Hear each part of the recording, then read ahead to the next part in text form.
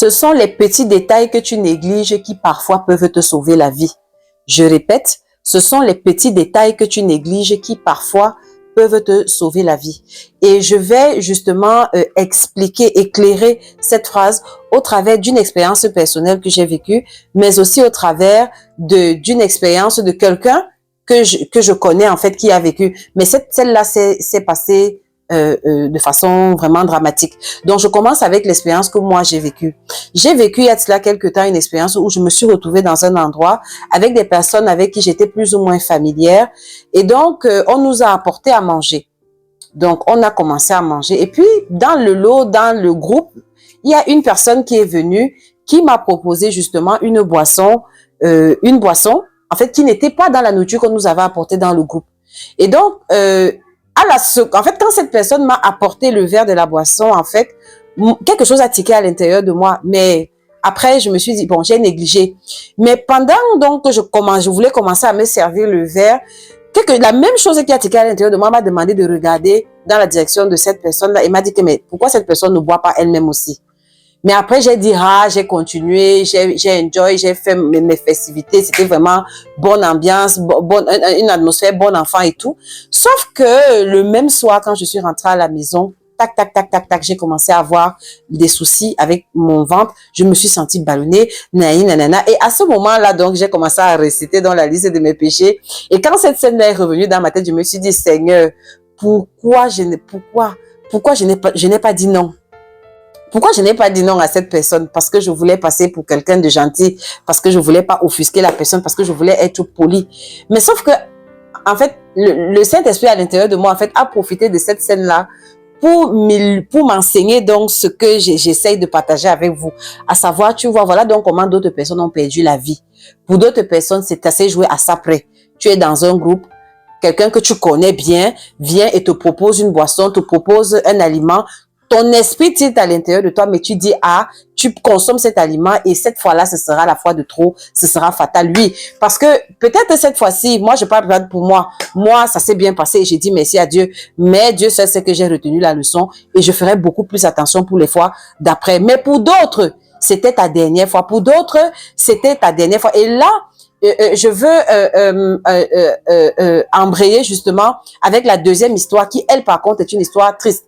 C'est l'histoire de quelqu'un que je connais à distance, en fait, qui a eu, en fait, quoi? Cette personne, c'était un monsieur qui était tranquillement chez lui. Justement, cette période de fin d'année, il était tranquillement chez lui, le monsieur. Et puis, ses amis sont venus cogner à sa porte à 2h, 3h du matin en lui disant que voilà, tu fais quoi à la maison alors que le dehors chauffe, hein, viens on sort et tout ça. Au départ, il a refusé, hein, il était avec son épouse, il a refusé. Après, il a dit ok, je sors avec vous et tout. Sauf que du retour justement de cette virée nocturne improvisée, je précise bien, visite nocturne improvisée, il a eu un accident grave où il a carrément été propulsé hors de son véhicule avec réception de son crâne sur le goudron et il est décédé. Ça, c'est une histoire dramatique. Et donc, quand vous écoutez cette histoire, vous voyez que pour cette personne-là, il suffisait juste que cette personne s'en tienne à sa première réaction, à sa première réponse, à savoir non. Si cette personne disait non à ses amis, c'est que cette personne serait encore en vie, peut-être bien aujourd'hui. Vous voyez, j'entends certaines personnes me dire que non, quand on a rendez-vous avec la mort, personne ne peut échapper à la mort. Non, il y a des personnes qui meurent avant leur temps. Il y a des personnes qui quittent cette terre avant le temps que Dieu avait prévu, juste par inattention, parce que la nature nous parle. Parce qu'il y aura toujours des signes. La nature te parle. Quand quelque chose n'est pas bien pour toi, Dieu va s'arranger, l'univers va s'arranger, le divin va s'arranger à essayer de te parler pour te dire que fais gaffe, pour te dire que fais attention. Ce que tu t'apprêtes à faire là, ce n'est pas bon pour toi. Vous voyez. Et puis, je veux aussi répondre à certaines personnes parce que lors de mon dernier live, il y a des personnes qui m'avaient dit que non, mais quand moi si on est un enfant de Dieu, quand on est un enfant de Dieu, on a une protection, on est d'emblée protégé et rien de ce que aucune arme forgée contre nous sera sans effet. Eh bien, je vais répondre à ces personnes-là en disant que si c'était ça, pourquoi, et là je m'adresse vraiment aux chrétiens qui pensent cela, si c'est ça, si c'est aussi simple que ça, pourquoi Jésus lui-même, le Fils de Dieu, quand il était bébé là, pourquoi l'ange, quand Hérode a appris que les rois mages avaient réussi à s'enfuir, pourquoi l'ange est venu, a apparu aux parents du petit Jésus, est apparu à Joseph et à Marie en disant que amenez le petit en Égypte rapidement. Et pourquoi justement les parents de Jésus ont obéi et ont amené Jésus en Égypte. La Bible dit que la nuit là même où ils ont amené Jésus en Égypte là, la nuit là, Hérode a débarqué avec des soldats et ils ont tué tous les enfants âgés de moins de, je crois, 2 à 3 ans. Vous voyez ça? Pourquoi Dieu lui-même, son propre fils qui est sur terre sous forme humaine, ne pouvait pas arrêter, ne pouvait pas protéger son fils contre cette attaque? Vous voyez? C'est pour vous dire que, en fait, il y a des choses parfois, le monde est compliqué, en fait. La nature, elle est très compliquée. Moi, j'analyse ça sous le prisme que il y a des attaques, en fait, qui sont plus fortes que ton niveau de spiritualité du moment. Parce que je pense que dans le monde spirituel, c'est des rapports de force. Vous voyez? Donc, et la force, on l'acquiert en grandissant, en faisant ses classes spirituellement. Donc, il y a certaines attaques que pour ton niveau spirituel, oui, tu crois en Dieu, oui, tu as une certaine protection. Mais ton niveau actuel, ton niveau de connaissance, ton niveau d'évolution, ton niveau d'expertise actuel ne te permet pas, en fait, de faire face frontalement à ces attaques.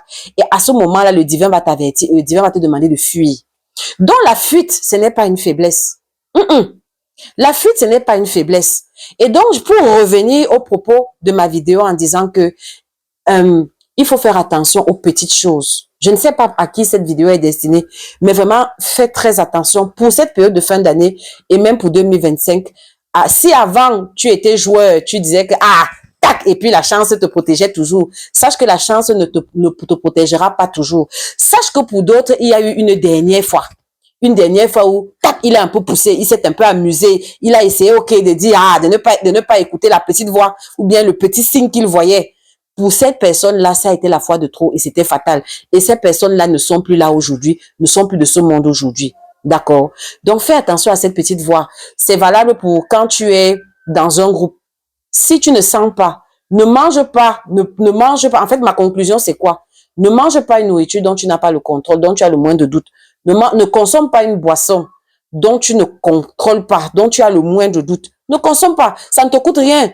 Tu n'es pas une boisson près. Tu n'es pas un morceau de nourriture près. Tu n'es pas un verre de boisson près quand même. Ne sors pas. Pour l'histoire du monsieur qui est malheureusement décédé. Ne sors pas.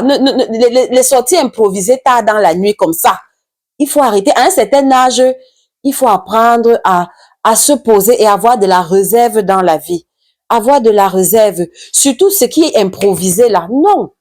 Le diable se cache dans les détails. Le diable se cache dans les détails. J'ai la grâce de par ma profession, en fait, de côtoyer les personnes d'un certain âge. Et toutes sont unanimes quand je leur pose la question de savoir quel est le secret de leur longévité. Elles vont te dire que j'ai appris, en fait, à vivre ma vie avec mesure.